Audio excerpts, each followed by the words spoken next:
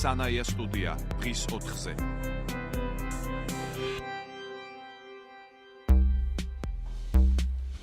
მოგესალმებით, თქვენ უსმენთ სანაია სტუდიას და დღეს ჩვენ თბილისის მერიაში მიმდინარე ცვლილებებზე ვისაუბრებთ.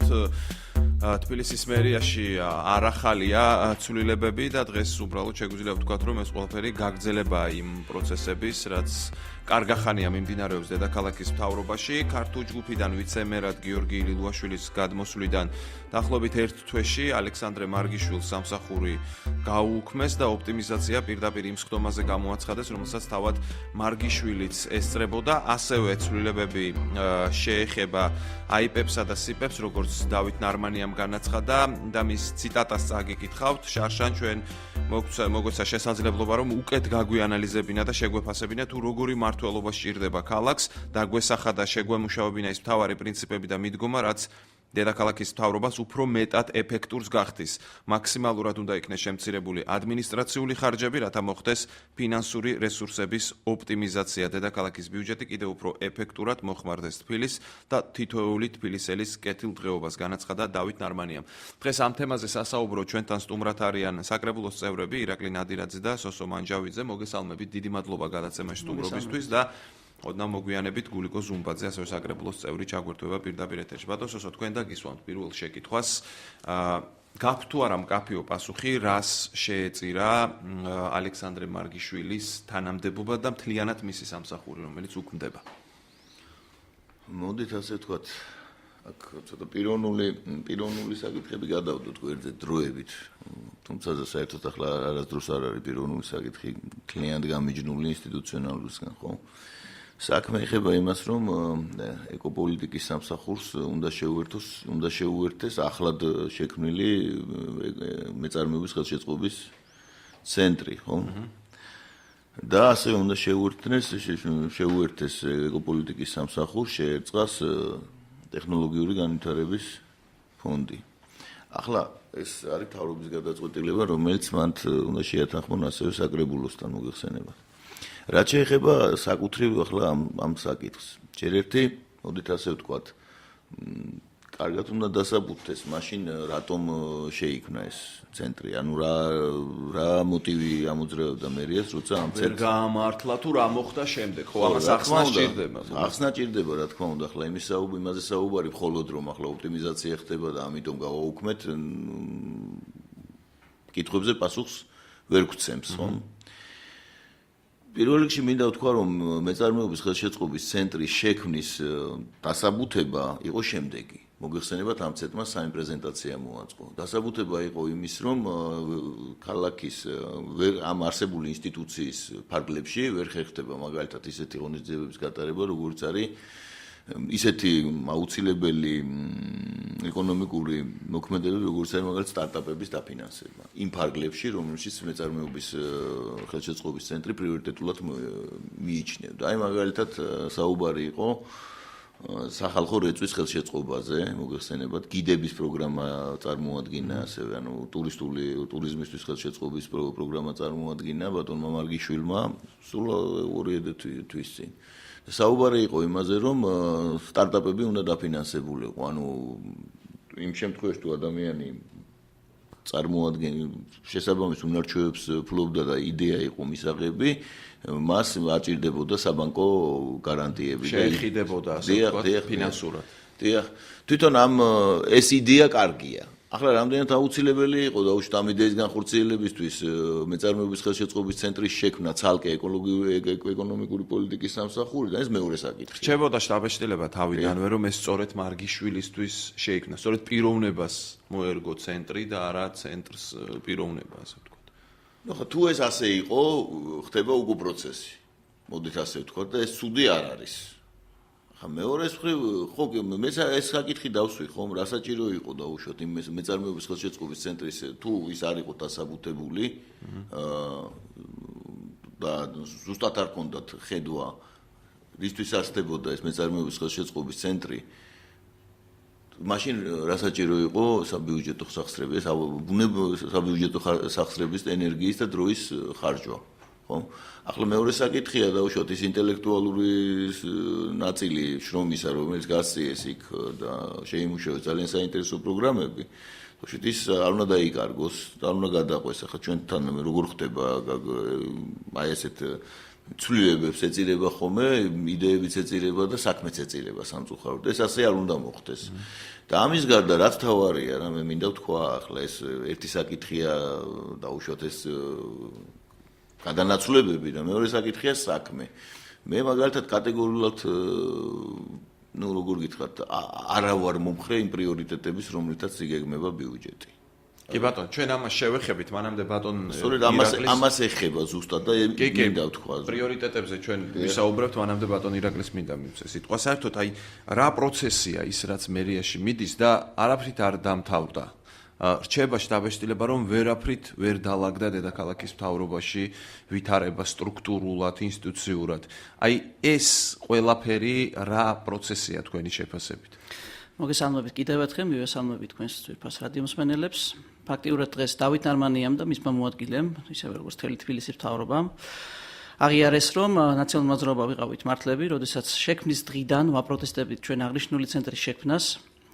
ეს იყო ვეუბნეოდით, რომ ეს იყო იქნებოდა მხოლოდ ერთი ადამიანისთვის, კონკრეტულად მარგიშვილისთვის, რომელიც რჩებოდა უმუშევარი და მას შეუქმნეს აღნიშნული სამსახური და მხოლოდ ამ მიზნით ხდებოდა შექმნა და ვეუბნეოდით, რომ ეს იყო წყალში გადაყრილი თანხები, ეს იქნებოდა აბსოლუტურად უუნარო, უმოქმედო ორგანიზაცია და დავით ნარმანიეს მხრიდან დღეს იმის გასაღება, რომ ხდება ოპტიმიზაცია ადმინისტრაციული რესურსების, ეს არის თბილისელებისთვის თვალებში ნაცრის შეყრა და სხვა არაფერი.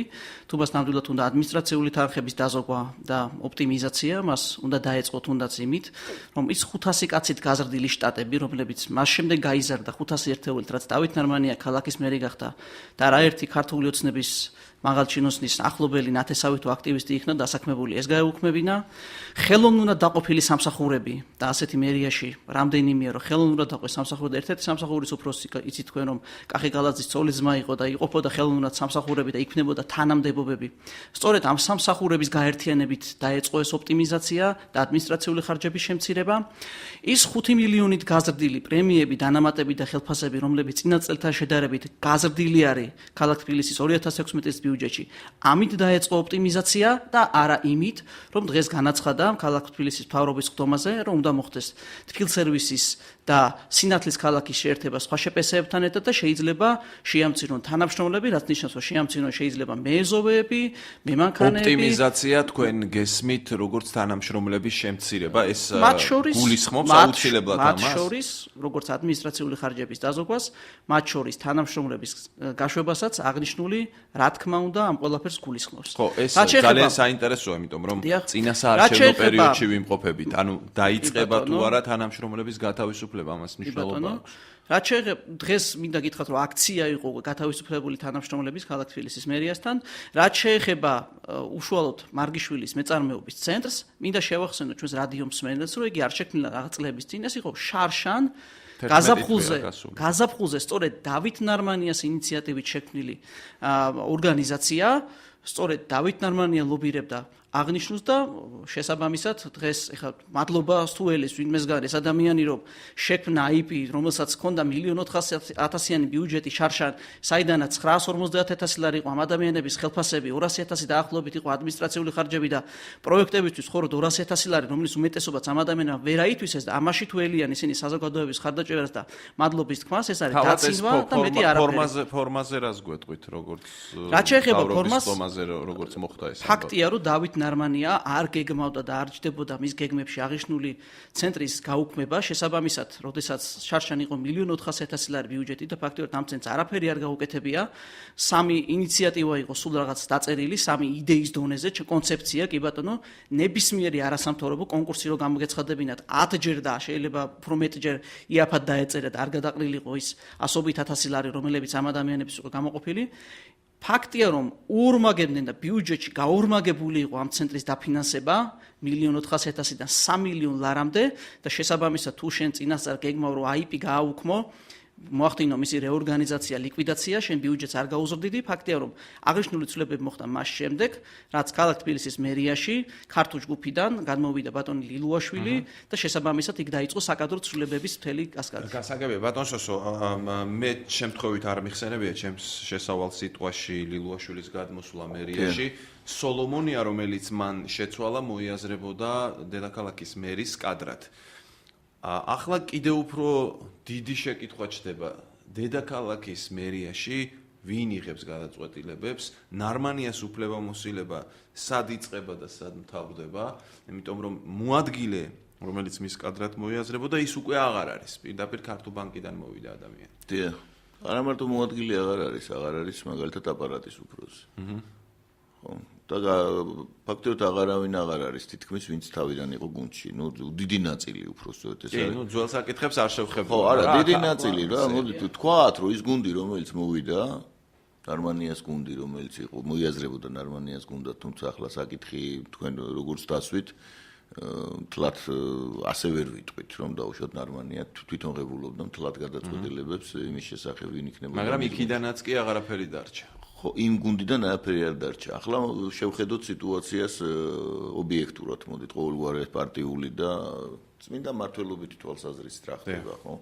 ჯერ ერთი მინდა ვთქვა პირველი, რომ ნებისმიერ დიდი სისტემის მართვაში მოსვლა გულისხმობს გარკვეულ, კომპეტენციაში მოსვლა ადამიანების, როდესაც მას ნიშნავ თანამდებობაზე, გარკვეულ პერიოდს მოიცავს.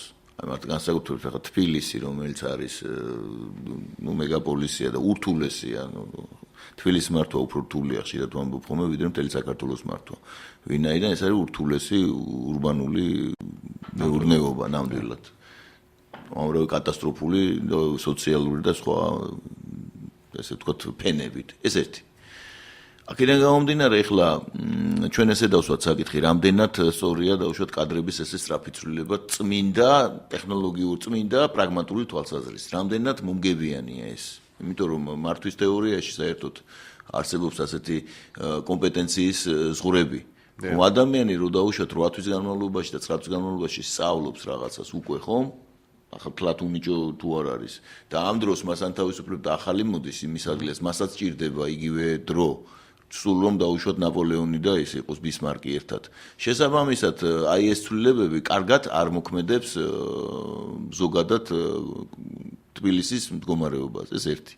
მეორე, ახლა ისიც უნდა ვთქვათ, რომ ბევრი ადამიანი, რომელიც იქნა მოყვანილი, არ შეესაბამებოდა თავისი კომპეტენციით იმ თანამდებობებს, რომელსაც სწავლასაც არ ექვემდებარებოდა. არა, უბრალოდ მოდით ვთქვათ, თავიდანვე არასწორი გადაწყვეტილება იქნა მიღებული და ეს გადაწყვეტილებები ახლა მარტო ნარმანიას ჩამოვკიდებთ, მოდით ასე ვთქვათ, უნდა ვთქვათ ჩვენ ისიც, რომ ობიექტური ვითარებაც ძალიან მძიმე იყო, ვინაიდან ახლა, როდესაც აი ესეთი პოლიტიზირებული გუნდი მიდის, ახლა მოგეხსენებათ ნაციონალური მოძრაობის მმართველობის დროს როგორი პოლიტიზირებული იყო სახელმწიფო აპარატი, მოგეხსენებათ, ეს იყო სრულიად პოლიტიზირებული ვერტიკალი. ახლა სახელმწიფო აპარატის პოლიტიზირება ზოგადად არის ყველაზე ცუდი რამ, რაც შეიძლება დაემართოს ქვეყანას და ჩვენ ეს დაგვემართა. ყოველგვარი ახლა ჩემი ოპონენტის მიმართ თუ ჩემი კოლეგის მიმართ არ მინდა რომ ახლა ყველას მობეზდან გონიეს ქვების როლი ერთმანეთისთვის, ობიექტურად შევხედოთ. პოლიტიზირებული სახელმწიფო აპარატის შეცვლას სჭირდებოდა ახალმა პოლიტიკურმა გუნდმა იგივე ინერცია, დაიწყო შეეცადა აი უკმაყოფილების ფონზე მოგეხსენებათ ახლა უცნება როგორ მოვიდა, ხო? მოვიდა უამრავი დიდი სახალხო გამოსვლების ფონზე, რომელიც იყო ისეთი კაცრი, მძაფრი პოლიტიკური ბრძოლა იყო გადასული ძალადობაში, ასე ვთქვათ. გვახსოვს, ხო? დაჭერებით და ასე შემდეგ. შესაბამისად ის ხალხი ითხოვდა დასაქმებას, აი ეს სრული, აი ესეთი აქეთ მხარეს კიდე ყველა არ იყო პოლიტიზირებული, ან დაიძულებული იყო და აი ამ ფონზე აირია ძალიან სიტუაცია და მე მაგალითად ახლა კიდე უარი სცენარებსაც ველოდებოდი მაგალითად ვიდრე ეხლა გვაქვს. მოგცემთ შესაძლებლობას შევხედოთ ამას რეალურად. გააგრძელოთ თქვენი აზრი და მანამდე ჩავრთავთ გულიკო ზუმბაძეს, რომელიც პირდაპირ ეთერშია. ქალბატონ გულიკო, მოგესალმებით, დიდი მადლობა გადაცემაში მონაწილეობისთვის. მოგესალმებით, მივესალმებით თქვენს მსმენელს. მოდი თქვენი შეფასება გვითხრით იმაზე, რაც დღეს დედაქალაქის მერისგან მოისმინეთ, ოპტიმიზაციასთან დაკავშირებით, ერთი კონკრეტული სამსახურის გარშემო მარგიშვილის სამსახურს გულისხმობთ, როგორც განვითარდა არა მოვლენები. მარტო. მიგაჩნიათ თუ არა, რომ ეს გადაწყვეტილებები სწორია, რაც დღეს მერმა გამოაცხადა? დიახ. თავით ვაცხადებ, რომ სწორი გადაწყვეტილება ნამდვილად და ამით ძალიან კარგი ეტაპი დაიწყო თბილისის მერიაში, ძალიან სერიოზული გადაწყვეტილება, ორი სამსახური ერთიანდება, მეწარმოების ხელშეწყობის ცენტრ ტექნოლოგიური განვითარების ფონდის ლიკვიდაცია ხდება და ხდება შერწყმა, ანუ ეკონომიკური სამსახურის ბლოკთან და ეს არის სწორი. ამას აქვს თავისი დადებითი შედეგები, ადმინისტრაციული ხარჯების შემცირება, ფინანსების დაზოგვა და რაც მთავარია, დაახლოებით 2 მილიონი ლარის დანაზოგი მოხდება წლის განმავლობაში. გარდა ამისა, არც ერთი პროექტი, რომელიცაც ახორციელებდა ეს ორივე უწყება, არ იქნება ლიკვიდირებული, იქნება გადმოსული ერთიან სამსახურში და ეს პროექტები გააგრძელებს სიცოცხლეს და ცხოვრებას, როგორც იყო დაგეგმილი. თავიდან იყო შეცდომა ამ ორი უწყების ცალკე გამოტანა და ეს იყო არასწორი, ამაზეც მეც და ჩემს კოლეგებს, ზოგიერთ ჩემს კოლეგებს ჰქონდა უარყოფითი დამოკიდებულება. ეხლა მოხდა ამ შეცდომის გამოსწორება, რა თქმა უნდა, გაუკეთდა ალბათ ანალიზი და ვფიქრობ, რომ ახალმა კადრებმა, გულისხმობ ახალ მოადგილეებს თბილისის მერიაში განაპირობა, რომ ასეთი სწორი გადაწყვეტილება იქნა მიღებული და დაიწყო ანუ ის თანხა, რაც ამ 11 თვის განმავლობაში დაიხარჯა, ის ენერგია, ის სამუშაო ყველაფერი წყალშია გადაყრილი, ასე გამოდის? კი ბატონო, ლოგიკური კითხვა, ამ ორმა უწყებამ, ამ ორმა ორგანიზაციებმა, რა თქმა უნდა, თავმოუკიდებლობის ფარგლებში იმუშავეს, კონკრეტული პრიორიტეტები შეიმუშავეს და დაიწყო კიდევ კონკრეტული პროგრამების განხორციელება, მაგალითად, მეწარმოების ხელშეწყობის ცენტრის 3 პრიორიტეტი ჰქონდა, ერთი იყო ტურიზმი,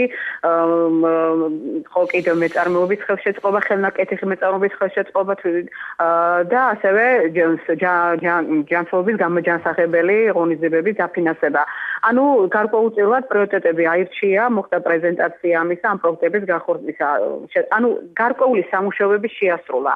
რა თქმა უნდა, უკეთესი იქნებოდა თუ იგივე სამუშაოები შეასრულებდა ერთი სამსახური და არ იქნებოდა ezერ მეტად გაღებული ხარჯები. აი, ბევრი ადამიანი ამბობდა. თავარი რა არის, თავარი რა არის? თავარია ის, რომ დროულად იყო ანალიზი გაკეთებული და გამოსწორდა შეცდომა, ვფიქრობ, რომ ეს იყო შეცდომა, გამოსწორდა შეცდომა და არც ისე დამღუპელი შეცდომა ხაზი მინდა გაუსვა და ეხლა ხდება ამ პროექტების ასახვა ერთ კონკრეტულ ქალბატონ გულიკო, აი, რამდენად დროული იყო ეს მნიშვნელოვანი შეკითხვა, 11 თვე ვიღაცისთვის შეიძლება ძალიან ბევრი იყოს, ვიღაცისთვის შეიძლება ძალიან ცოტა, როდესაც ლაპარაკი გვაქვს ჩვენი გადასახადებით გადახდილ ფულზე, ხო? აქ ერთი მნიშვნელოვანი საკითხია, ვინ იღებს ამაზე პასუხისგებლობას? დღეს ჩვენ მერის განცხადებაში არ გვინახავს, რომ ის რაიმე პასუხისგებლობას იღებს ამ საკითხს. პასუხისმგებლობის ნაწილში დაგეთანხმებით, ჩვენ ყველას უნდა გქონდეს იმისი გამბედაობა, რომ გვეყოს თქვათ, რომ ესათვის გადაწყვეტილება იყო არასწორი და ჩვენ გამოვასწორეთ ეს შეცდომა, ვიდრე რომ გავაგრძელოთ შეცდომის ასე ვთქვათ პროცესი და არასდროს არ ვაღიაროთ ეს. ანუ ვფიქრობ, რომ პასუხისმგებლობა რა თქმა უნდა ეს საჩენს სწორედ შეკითხვას, რამდენად იყო მერიამაც და საკრებულომაც დაამტკიცა. დიახ, ეს საჩენს იმ შეკითხვას, რომელიც ახალი არ არის, რამდენად იყო ეს ნარმანიას გადაწყვეტილება და არის თუ არა ის პირველი პირი დღეს მერიაში გადაწყვეტილებების მიღების კუთხით. ლილუაშვილის იქ დანიშნულმაც გააჩინა ეს შეკითხვები. თქვენ გააქვთ მსგავსი, ასე ვთქვათ, შეკითხვები, ეჭვები თუ შეიძლება რომ ნარმანია მართავს მერიას თუ სხვა ვინმე? ბატონობა, ხო, ეს ცლება რო არ გახორციელებულიყო, საკითხი ასე არ დადგებოდა, ხო? ცლება გახორციელდა, ამიტომ წამოიჭრა ახლა პასუხისმგებლობის საკითხი. პასუხისმგებლობა თუ მძიმე იქნებოდა, რომ არ გახორციელებულიყო ეს ცვლილებები და ეს რეფორმები. ვფიქრობ, რომ სწორი გადაწყვეტილება. ალო? დიახ, და ერთ შეკითხვას დაგისვამთ ბოლოს. ერთი მინდა დავამატო, რომ აქ არ არის ნახსენები დღევანდელ მთავრობის ტომაზე, არ იყო საუბარი იმაზე, რომ უქმდება ასევე როგორც გავიგე თბილისის ევროპული ახალგაზრდული ცენტრი. აი ამ ნაწილში კიდე არ დავეთანხმებოდი ბატონ დავით ნარმანიას და არტფილისის მთავრობას, ვინაიდან ეს ამ ცენტრის არსებობა და ფუნქციონირება ძალიან მნიშვნელოვანია იგივე ჩვენი ევროპული ღირებულებების გამტკიცებისთვის, ევროინტეგრაციის გზაზე და ამ კონკრეტულად ამ ცენტრს, თბილისის ახალგაზრდულ ევროპულ ცენტრს ჭირდებოდა კიდევ უფრო გამტკიცება, მეტი ხარში ამოდგომა, რათა უფრო მნიშვნელოვანი პროექტები განახორციელებინა. იმართობით რაც ჩვენთვის პრიორიტეტია. ერთი შეკითხვა მინდა ბოლოს დაგისვათ, ვიდრე დავასრულებ თქვენთან საუბარს. ოპტიმიზაცია, აი ამ სიტყვის შინაარსზე მინდა გკითხოთ. მოსალოდნელია თუ არა ოპტიმიზაციის შედეგად ის, რომ ადამიანები დაკარგავენ სამსახურებს. აი ჩვენ ახლა გვისმენენ რადიო მსმენელები, მათ შორის შეიძლება ისინი, რომლებიც სიპებში, აიპებში არიან დასაქმებული. მათ შეეხება თუ არა შემცირება? როცა აკეთებ რეორგანიზაციას, კიდეც უნდა გათვალო იმ ადამიანების ბედი, ვისაც ეს შეეხება. ეს სისტემა ზოგადად არ ფუნქციონირებს და უნდა ფუნქციონირებს. ანუ იმ ადამიანები, რომლებიც დასაქმებულნი იყო, უნდა მოენახოთ ალტერნატიული სამუშაო წყაროები. ეს იქნება მათი უფლებების დაცვა. კარგი, დიდი მადლობა. ეს იყო გულიკო ზუმბაძე, რომელიც პირდაპირ ეთერში ჩაგვერთო. ნუ ისეთი პირი უჩანს, რომ სავარაუდოდ ადამიანების გათავისუფლებამდე შეიძლება მივიდეს საქმე. ჩვენ ცოტა რეალისტები უნდა ვიყოთ, საერთოდ განთავისუფლება და ყოველთვის მიდის საუბარი იმაზე, რომ ბავშვად მიყვავს ეს ადამიანის ბოროტნებამდე და სინამდვილეში სახსრების ნაკლებობა უზარმაზარი სახსრების მოდი ესე ვთქვათ, ჩვენ ეკონომიკური კრიზისის პირობებში ვცხოვრობთ, ესეც უნდა ვაღიაროთ. კატასტროფულად შემცირდა ახლა როგორ იყო საქართველოს ეკონომიკა აწყობილი.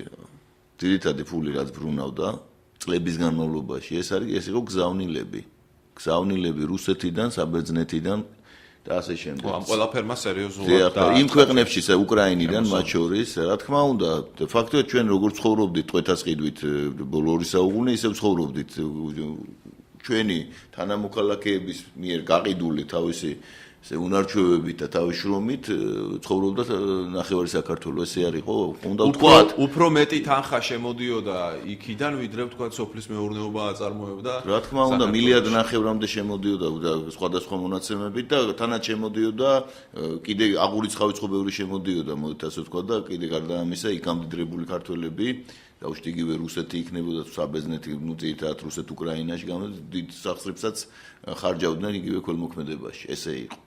ახლა იქ არის საშინელი კრიზისი, ომები მძვინვარებს ჩვენ გარშემო, დაიკლო ამ ნაღდი ფულის გადმორიცხვამ, რომელიც ტრიალებდა და თუ დააკვირდებით ლარის კურსის ცვალებადობა პარადოქსალურად ემთხვევა გადმორიცხული ფულის პროცენტს. ანუ რამდენიც დაიკლო, იმდენით აიწია ზუსტად ლარმა. გავლენას ახდენს.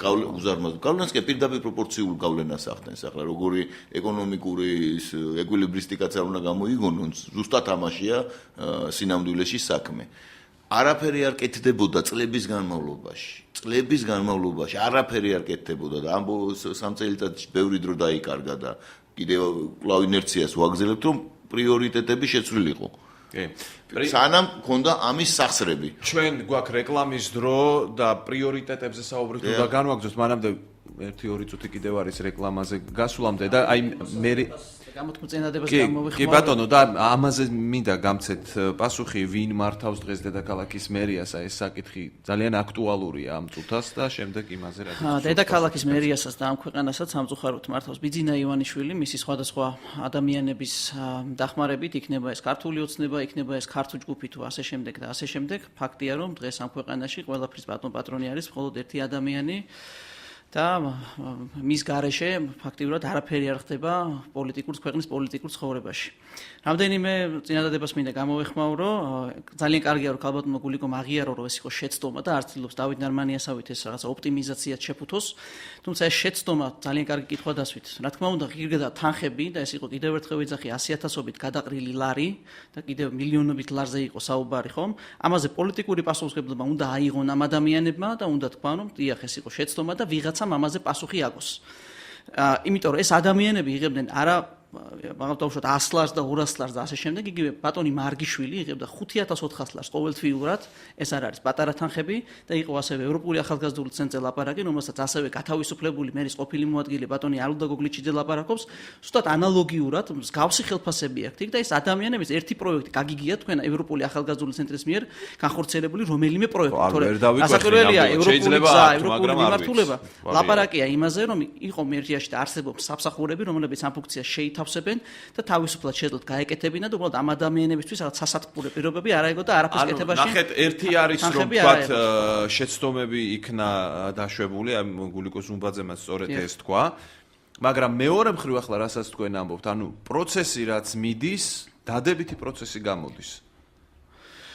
პროცესი თავისთავად ოპტიმიზაცია არის ძალზე დადებითი სიტყვა, არ შეიძლება რაღაც უარყოფით კონტექსტში იქნას აქმნული. ჩვენ კიდევ ერთხელ ვიძახით, რომ შექმნის დღიდანვე ვაპროტესტებთ და ვითხოვდით ამ ცენტრის გაუქმებას. კარგია რომ აღიარეს შეცდომები და ხდება ოპტიმიზაცია, ოღონდ ისე არ უნდა გადაიჭრან ახლა მაგალითად რამდენიმე ისეთი სიპის და IP-ის გაერთიანებას ცდილობენ, რომ საერთოდ ჩამოშალონ მერიის სტრუქტურები და საერთოდ ისე გადაებას ეს მერიის სტრუქტურები, რომ ვეღარ გაერკვეს ვერც ადამიანები და ვერც თვითონ ვის მიმართონ, რა მიმართონ და კი ბატონო, აი თქვენ ამბობთ რომ ივანიშვილი მართავსო, ამ შემთხვევაში მოდით პიროვნებებს რომ ამ ერთ წუთით თავი დავანებოთ, ანუ თვითონ ვიღაც მიხვდა რომ იქ რაღაც არასწორად ხდება, რაღაცეები არის გამოსასწორებელი და დაიწყო ეს პროცესი. ასე გამოდის თქვენი საუბრიდან, ხო? გამოსწორებაზე არ ვიცი რამდენად ფიქრობენ ეს ადამიანები, ფაქტია რომ დავით ნარმანიას აღარ ენდობიან და უფრო მეტად სანდო ადამიანებით უნდათ ჩაანაცვლოს ბიდინა ივანიშვილმა ეს ადამიანები. ეს შეიძლება ითქვას რომ არის დავით ნარმანიას რაცა და მერიის ფასადური შელამაზება, მხოლოდ და მხოლოდ რომ რაღაცნაირად მისი უნარობა და ძალიან ბევრი პრობლემა შესაძლებელი რომ იყოს და არჩევნები არ იყოს საჭირო, ნარმანიასაც მოხსნიდნენ, ამის თქმა გსურთ.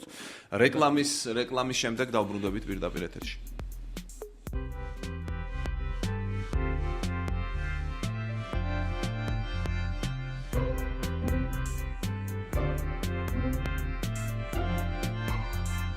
სანაია სტუდია დღის 4-ზე.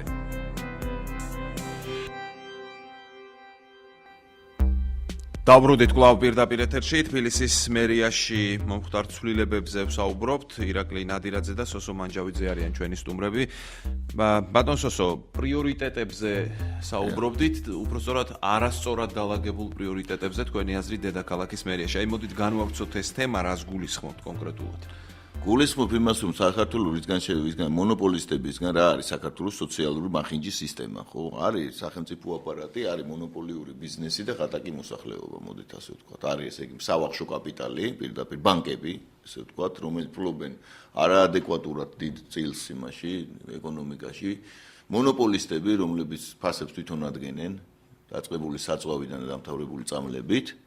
და გაღატაკებული მოსახლეობა მომხმარებელი, რომელიც აი ამ თვითმკვდარ სისტემაში ფაქტობრივად ღატაკდება და ღატაკდება ჩვენ საუბრობთ როგორ ხდებოდა დაუშვათ ეკონომიკაში ადამიანები ელემენტარულად რა შემოსავლები ჰქონდათ და ვთქვით იმის შესახებ კრიზისი დაიწყო თუ არა დაიწყო კრიზისი აქაც იმდენ ღია სისტემაა ეს. იმიტომ ამ ვთქვი რომ ჩვენ დრო დავკარგეთ კი არა ფაქტიურად 9 წლის მანძილზე ხდებოდა ბიზნესის დაყაჩაღება, ვერ განხორციელდა საქართველოში აი სიღარიბე საერთოდ ზოგადად რესურსიც არის ერთგვარი, აი მაგალითად იგივე სამხრეთ კორეაში მოგესწრება ღატაკები იყვნენ და ახლა იმ იაფი მუშახელის ხარჯზე და კიდე სხვა უამრავი პროგრესი სახელმწიფო რეგულაციების ხარჯზე, რომელიც ფრიდრიხ ლისტის თეორიის მიხედვით გააკეთეს სხვათა შორის იქ, როცა სახელმწიფო პირდაპირ მონეტარისტულ პოლიტიკას კი არ ატარებს, არამედ ირიბ და ხანგრძლივმოქმედ ეფექტებზეა ორიენტირებული და საერთაშორისო ბაზარზე თავისი ქვეყნის როლის დამკვიდრებით. ამის მაგივრად ჩვენ დავინახეთ ყველაფერი გაყიდეს გააღატაკეს მოსახლეობა, ბიზნესი დააყაჩაღეს. მივიღეთ ის, რაც მივიღეთ. ახლა დაუშვათ ამის შემდეგ რა უნდა გაკეთებულიყო? ეს ინერცია სასწრაფოდ უნდა დაძლეულიყო. სხვა შორის კვირიკაშვილი რასაც აკეთებს ახლა, სწორედ ამის გაცნობიერების შედეგია და ძალიან კარგ რაღაცებს აკეთებს, თუ დასწალდა და თუ აცალეს მას და თუ შეძლო იმ რეფორმების განხორციელება, ლაპარაკია ესტონურ მოდელზე და ასე შემდეგ და აღარ გავაგრძელებ. საუბარი რაზეა? პრიორიტეტი უნდა იყოს საქართველოში მცირე ბიზნესის განვითარება. ის მილიონზე მეტი ადამიანი, რომელმაც შეიტანა განცხადება, რამდენია ზუსტი ციფრი აღარ მახსოვს, მაგრამ ძალიან დიდი ციფრია, ანუ სოციალურ დაცვაზე. ეს არის წარმოუდგენელი რამ. ქვეყანაში სადაც 3,700,000 ადამიანი ცხოვრობს, გამოაკლოთ ბავშვები ხო და უშოთ 700-800. ანუ ნახევარი მოსახლეობის ფაქტურად დასრული მოსახლეობის სოციალურ დაუცველობაზე ამბობს, რომ სოციალურად დაუცველია. ამბობს, რომ ამ გზით უნდა შემოსავლის მიღება და არა სამსახურით. ხო, არა, გასაგები, იმიტომ რომ არ არის. ურთულესი სიტუაცია. იმიტომ რომ ეს ერთი მოდით ისიც თქვა, ღიად უნდა ვილაპარაკოთ, რომ რაღაც პარაზიტარიზმიც განხორციელდა, განვითარდა. ჩვენს ფსიქოლოგიაში ერთის მეორეს ობიექტური ვითარებებია. აქედან გამომდინარე, პრიორიტეტი სწორედ უნდა იყოს ძლიერი განშტოებული ინსტიტუცია უნდა შეიქმნას. არსებულის ბაზაზე ეგ არავითარ საბიუჯეტო ხარჯების იმაზე არ არის ახლა ლაპარაკი, ახალ რაღაც შავხრელზე. რომ ავიღოთ ჩვენის პრაქტიკა, მაგალითად ისრაელის პრაქტიკა, სადაც ყველაზე მეტი სტარტაპი ფინანსდება მსოფლიოში. რო ვიცოდეთ, ხო? აუაროთ გვერდი ბანკებს, რომელთა ჩართულობის შემთხვევაში ვერაფერი ვერ გაკეთდება, პირდაპირ გეუბნებით და სწორედ ეს არის იმის მიზეზი. ეს ინერცია რო ვერ დაიძლია მერიაში, ამ ეკონომიკურმა სამსახურმა რო ვერ დაძლია, იმიტომაც იქნებოდა ეს რაღაც სხვა ინსტიტუცია და ასე შემდეგ.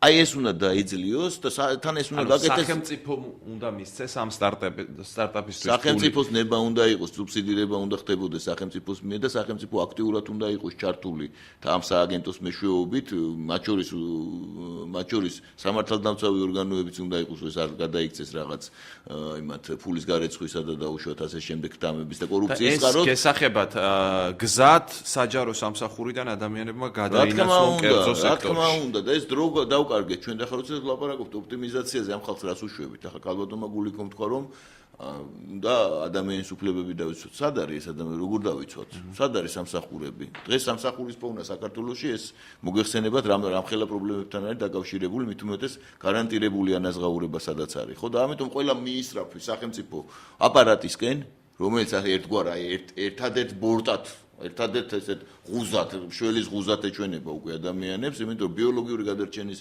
წინაშე დგას ხომ და იდგა მთელი ამ წლების განმავლობაში მთელი ქართველი ხალხი.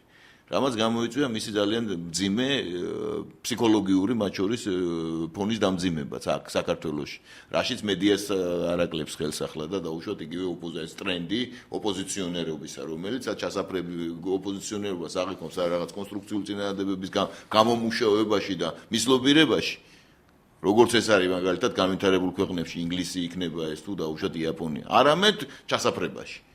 და დაუშვათ ეს წინ არ წაგვიყვანს ჩვენ.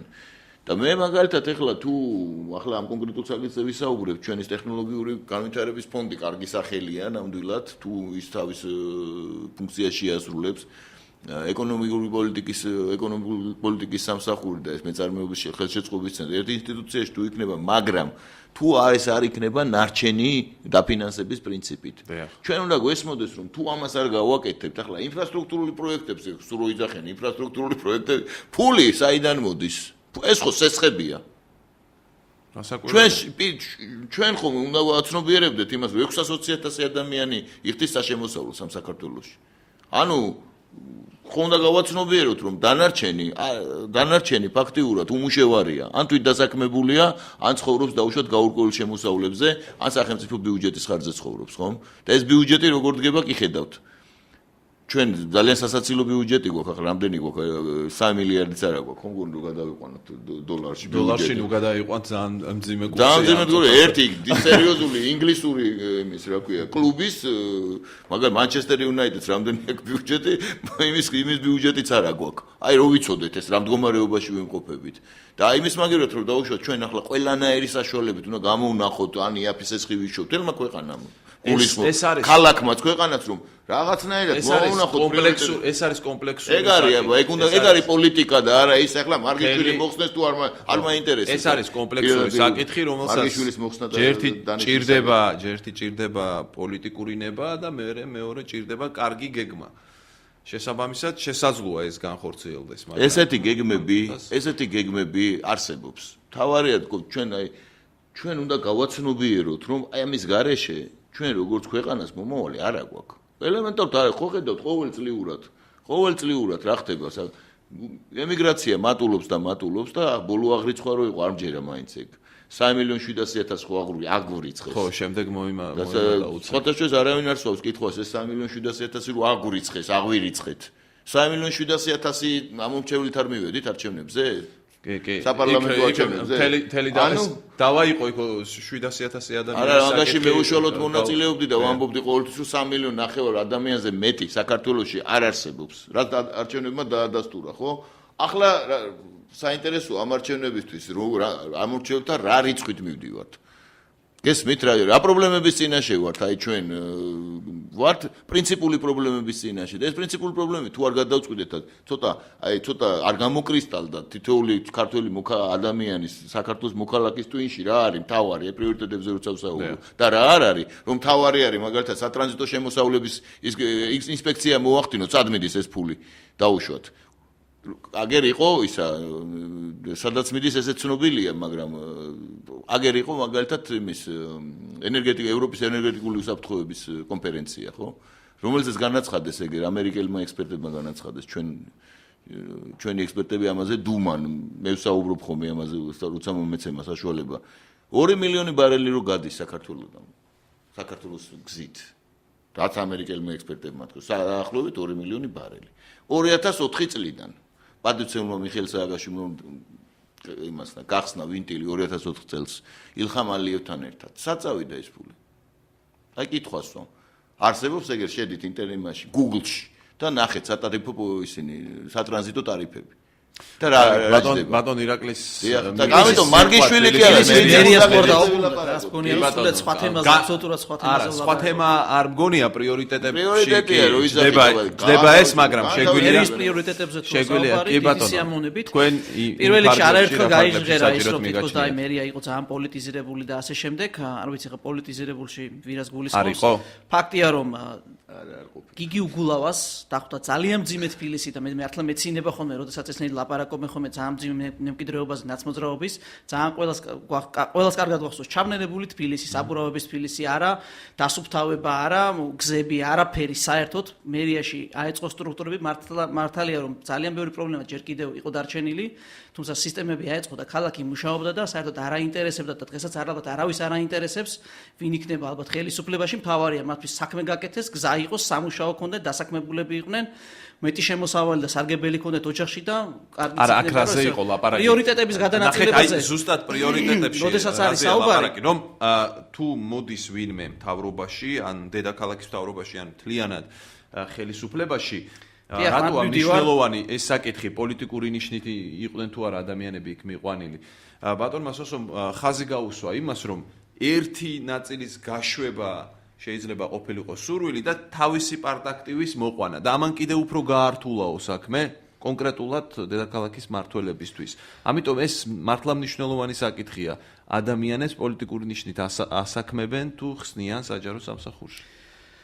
არ ვიცი ხა კონკრეტულად წინა ხელისუფლებაზე თუ გინდათ ვისაუბროთ, მერის თანამდებობის მაღალი პირები, იგივე საკრებულო იქნება თუ ასე შემდეგ, დაწყებული არ ვიცი ქალაქის მერის მოადგილიდან იგივე ტარიელ ხიზანიშვილი იქნება თუ დამთავრებული შიხიაშვილით იყვნენ თუ არა ისინი ნაცმოძრაობის აქტივისტები და გულწრფელად პარტიული ადამიანები, ეს ჩვენმა მსმენელმა გადაწყვიტოს ფაქტია, რომ ეს ადამიანები ბოლოში იყვნენ ქართული ოცნების მხარდამჭერები, მათი ლიდერები, მათი გიგი უგულავას წინააღმდეგ ჩვენებების მომცემები და ასე შემდეგ და დღემდე ეს ადამიანები იგებენ მილიონიან ტენდერებს, დღემდე არიან ჩართულები სისტემურ კორუფციაში, რომელიც მერიაში პირდაპირ ყვავის და თუ ამათ ვეძახით ჩვენ ნაცმოძრაობის აქტივისტებს და პოლიტიზირებულ მერიას, კი ბატონო ჩათვალონ თავის დროზე ისინი ხომ იყვნენ ნაციონალური მოძრაობის წევრები. ახლა თუ ოცნების მხარდამჭერები არიან, ეს ადამიანისთვის, რომელიც თქვათ არც ერთ პარტიას არ ემხრობა, მისთვის ეს არაფერს არ ცვლის, ხომ ეთახმა?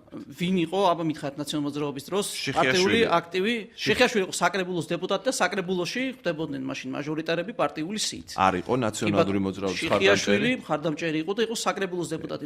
მერის ტარიელ ხიზანიშვილი პარტიის წევრი. წევრობა რა მნიშვნელობა? მხარდამჭერი პარტიული ნიშნით იყო თუ არ იყო? არა, შეცდომა არავის არ უღიარებია. მუდმივად ისმოდა იმაზე პრეტენზიები, რომ მერიაში იყო შტატები გაბერილი, ჩასმული ყავდათ კოორდინატორები და ასე შემდეგ და იმის ნაცვლად რომ რაც დახვდა დავით ნარმანიას არსებული შტატები, იმის ოპტიმიზაცია გაეკეთებინა თუ ოპტიმიზაციაზე იყო ლაპარაკი, იმასთან შედარებით, ვიდრე შიხიაშვილის დროს დახვდა, გიგი უგულავას წასვლის შემდეგ იყო მერიაში შტატები, 500 კაცით გაზარდა. და მაშინ როდესაც აპელირებდნენ, ესე იგი, თუ 500 კაცით მეტი იყო საჭირო, შესაბამისად მერიის შტატები გაბერელი არ ყოფილა და ხელოვნურად მაშინ ჩაყრილი არ ყოფილა იქ ნაცმოძრაობის აქტივისტები. ლოგიკა ეს არის. თუ ჩაყრილი იყო და არ იყო ამდენი ხალხი საჭირო, ახლა უბრალოდ ამბობთ, რომ უარესი ხდება. ეს არ გამორიცხავს იმას. ძალიან ცნობილი მაგალითი იყო კახი კალაძის ცოლის ძმა, რომელიც სამსახურის სპეციალურად გააკეთეს და დაყვეს და კამერების შემოჭერაზე რო გველაპარაკებოდეს სწორედ მაგ პერიოდში და იმ ადამიანს საერთოდ დიპლომიც არ აღმოაჩნდა და ეხლა საერთოდ ქართულ მოსწავლეებმა როგორ უნდა გველაპარაკოს აქ ნეპოტიზმზე, ჩემთვის ძალიან გასაკვირია. რაც შეეხება პრიორიტეტებს, პრიორიტეტი უნდა იყოს ის, რომ ვინც არ უნდა მოვიდეს ახალი ადამიანები, მართალია რომ ეს არის ძალიან ცუდი ბატონო მოსოსომო ბრძანა, როდესაც ადამიანები მიდიან ხშირად ისე რომ ადამიანი მართლა რომ ანაბანას ისწავლის ელემენტარულ და სამწუხაროდ ძალიან ბევრია გეთახმებით უცოდინარი ადამიანი და გამოუცდელი ადამიანები, იმის ნაცვლად რომ მოიყვანონ გამოცდილი კადრები და ამ სისტემურ კორუფციას ებრძოლონ, მოყავთ კლავ ისე ქართუს მაღალჩინოსნები, ქართული ოცნების მაღალჩინოსნები და ასე შემდეგ. რაც შეეხება კორუფციაზე, მინდა რომ ვილაპარაკო, კორუფცია არის სისტემური ხასიათის და ამაში ჩართულია მთელი სახელმწიფო სტრუქტურა, მათ შორის ბატონი კვირიკაშვილი, რომელიც გამოიყვანეს, ესე იგი, საჯილდო ადამიანად, რომ თითქოს ცოტა ფასადი გაელამაზებინათ ღარიბაშვილის შემდეგ მთავრობის. კორუფცია იწყება, როდესაც ხდება პროექტების დადება. კვირიკაშვილმა წლის დასაწყისში გასცა განკარგულება, რომ ერთპირთა მოლაპარაკებით ტენდერების გარეშე ჩაეტარებინა ქალაქ თბილისის მერიას კვლევები და ექსპერტიზები. ანუ მისცემენ ეს ადამიანები კონკრეტულ ფირმას, კვლევებს, ანალიზ პროექტებს, იმ კონკრეტული ფირმის წარმომადგენლებმა იცის რა არის გასაკეთებელი და რა არ არის გასაკეთებელი. თავისი სურვილის შეხედულებისამებრ წერს პროექტებს, შემდეგ აცხადებენ ტენდერებს, სადაც უკვე ფირმა მიცის, როდესაც წერია, თქვათ რომ უნდა ჩადოს 100 ცალი 15 მმ-იანი არმატურა, იცის რომ სინამდვილეში 20 აქვს ჩასადები და კონკრეტულად არგებენ პირობებს, ამიტომ ხდება რომ იგივე ტარიელ ხიზანიშვილი კონტროლის მექანიზმი რა არის. კონტროლის მექანიზმიც ასევე უნდა ყოფილიყო იგივე IP ლაბორატორია, რომელიც მათ უნდა ამოწმებდეს ამ ყველაფერს და IP ლაბორატორიის ჩვენი მსმენელისთვის რომ იყოს ძალიან ადვილად ახსაქმელი ეს ყველა. თქვენ ამბობთ რომ მერიაში ფულის კეთება შეიძლება. მერიაში ფულს ეს ადამიანები აკეთებენ ყოველდღიურად და ამის მაგალითი არის მაგალითად ცნობილი კომპანიები, მაგალითად რუსეთში დაფუძნებული კომპანიები, რომლებიც იგებენ თბილისში ავარიულ კორპუსების გამაგრებებს, გამომდინარე იქიდან რომ ავარიული კორპუსების გამაგრება არის ძალზედ სპეციფიური, მას სჭირდება სამუშაო გამოცდილება და მერია ტენდერში ითხოვს სამუშაო გამოცდილებას და 1 მილიონი ლარის ბრუნვას და ტენდერებს იგებენ 3 დღით და დაფუძნებული კომპანიები. როგორ? და ეს იმიტომ რომ ისინი რუსეთში წარსულში და მომავალში, ახლაც წარსულში და მომავალში ეს შეიძლება მოხდეს, თუ კი არ არის კონტროლის მექანიზმი. ანუ ეს მაშინაც შეიძლება მომხდარიყო ახლაც და ხვალაც მოხდება.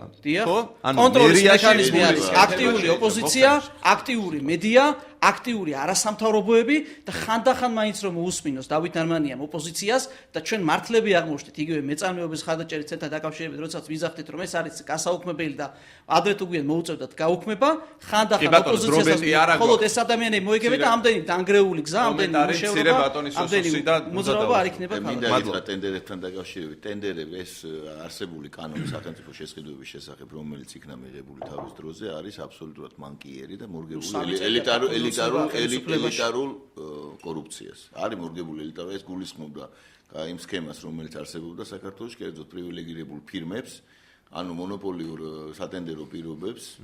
სწორედ ამას გულისხმობდი, ანუ და იმ ფირმებს ის მაშინაც ახლაც და მომავალში მოქმედებს შესაძლებელია კორუფცია. ვერავინ ვერ შეყოფდა იმ ტენდერებში, ყველაფერი იყო ასე ვთქვათ, ტერმინოლოგიას ვიხმარ სლენგს, ასე გაიასნებული. შემდეგ ესე გიგებდნენ გარკვეული კომპანიები, რომელსაც შემდეგ იგივე სლენგი წეწავდნენ. აი ეს იყო მთელი მექანიზმი და გულისხმობდა ეს მექანიზმი ადეიშვილს, მე კაი ხნის განმავლობაში ეს აირია. სამწუხაროდ სისტემური მიდგომა ვერ გამომჟღავდა ჯერჯერობით ხოთაშორის, მინდა ვთქვა რომ ეს მუშაობა მიმდინარეობს, რამდენადაც მე ვიცი მიმდინარეობდა, მაგრამ ვერ მოება თავი. იმიტომ რომ ძალიან დიდი სისტემაა აწყობილი ამ სახელმწიფო შესყიდვების კანონთან შესაბამისობაში და ეს ტენდერები გადაიქცა რაღაც ახალ რელიგიად, იმისი არ იყოს, რა ქვია, ნატოსკენ სწრაფვის არ იყოს.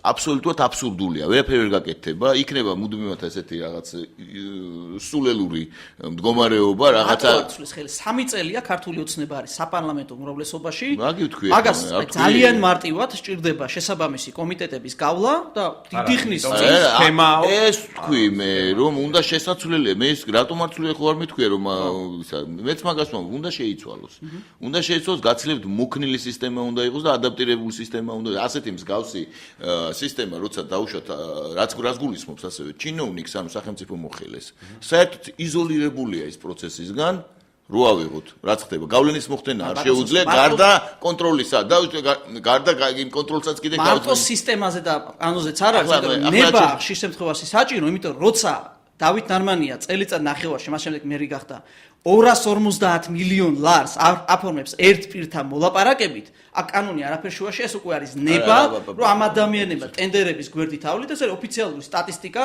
ნებისმიერი გასაგებია ვინ გეძავებათ გეტყვით მაგაზე ეს ნიშნავს მინიმუმ 10%-ის და მინიმუმ 25 მილიონი ანუ თქვენ ესე კარგად იცით რომ თქვენ ამბობთ შემდეგს ახლა თქვენ ამბობთ შემდეგს რომ ერთ პირთან მოლაპარაკების შედეგად ეგრეთ წოდებული 10 არის 10% ხო არა მე ვამბობ იმას არა, ორი პატივცემული მომისმინეთ. ტენდერის გამოცხადების შემდგომ ეს არის სტატისტიკა, საჯარო ინფორმაცია, როგორც წესი, ფასდა კლება საშუალოდ შეადგენს 9-10%. ეს არის ყოველთვის ეს არის საჯარო ინფორმაცია, შეგიძლიათ ნახოთ სტატისტიკა და მაშინ როდესაც შენ ტენდერს არ აცხადებთ და პირდაპირ ერთმანეთთან მოლაპარაკებთ. რა თქმა უნდა, ძვირდება და მინიმუმ 10%. გადაუდებელი აუცილებლობებით ის არის წლის განმავლობაში მერიაში რასამან მოდი თითო წუთი ჩვენ მეტი დრო არ რჩება, თქვით თუ გსურთ რაიმეს დამატება და შემდეგ ბატონო ირაკლი თქვენს ერთ წუთს მოგცემ. აი ეს განუწყვეტელი ეს ოპონირების რაზეც ვისაუბრე მე სქემა რუსული ატიკტო ტაკოი აი ეს ზუსტად აი მე კი ვაშავდი მაგრამ შეც ვაშავთ აი ეს არის უკვე ინფანტილური და ყველას ხელში ამოუვიდა მე მგონი პირველ რიგში ეს უნდა გააცნობიროს ხელისუფლებამ და თუ გააცნობირებს ამას ნაციონალური მოძრაობა და სხვაებიც ძალიან კარგს იძამენ იმიტომ რომ ამ ოპონირების ამ ტრენდს მიყვებიან სხვაებიც სამწუხაროდ იმიტომ სხვას ვერაფერს იგონებენ შესაბამისად მე რასაც ოპონირება უნდა იყოს საქმიანი და უნდა იყოს ლაპარაკი პრინციპულ საკითხებზე რომელიც სამწუხაროდ ჩვენთან ვერაზგზით ვერ დგება საზოგადოებრივი ცნობიერების დღის შუქზე აი ეს არის ჩვენი ტრაგედია და ჩვენი მთავარი პრობლემა ჩვენ ვერ ვაცნობიერებთ რა პრობლემებია რა პრობლემების გამო ვართ ამ დღეში რომელშიც ვართ და რატომ უარესდება სულ და რატომ ვართ ასე სულჩივილის და სახტად დარჩენის მდგომარეობაში ამაზე უნდა ვსაუბროთ დიახ ატიკტო ტაკოი ეს უკვე ეს არის რა კი ბატონო მაგნატში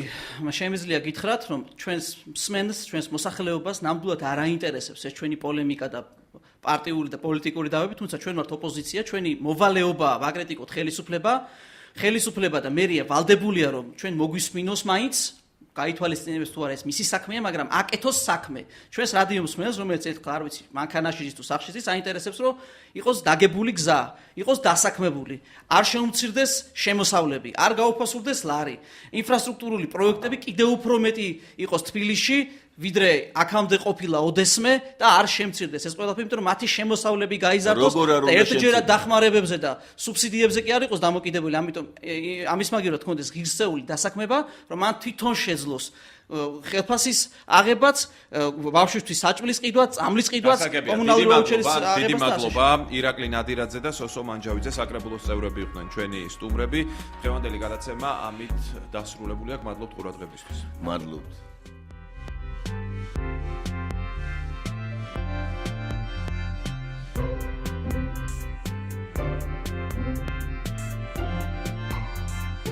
სანაია სტუდია დღის 4-ზე